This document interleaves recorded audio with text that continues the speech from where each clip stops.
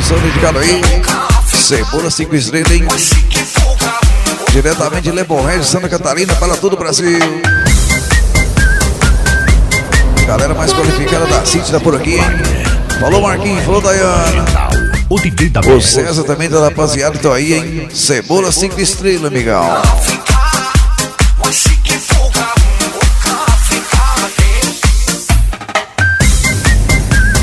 E o André, o homem da range menstruada. Pronto, falei. 153.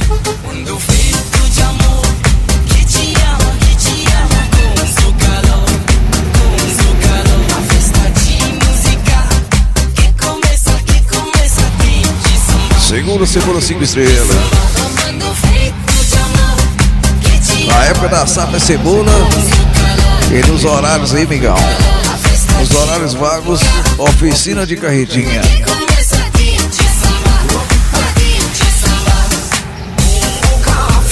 É, nós ir fazendo seleção, hein?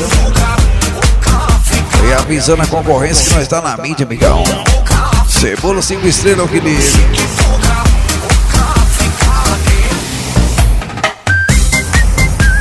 Aí a concorrência de vez em quando vem aqui dentro da loja só pra ver o moído aí dentro do galpão. Só pra ver como é que tá o giro.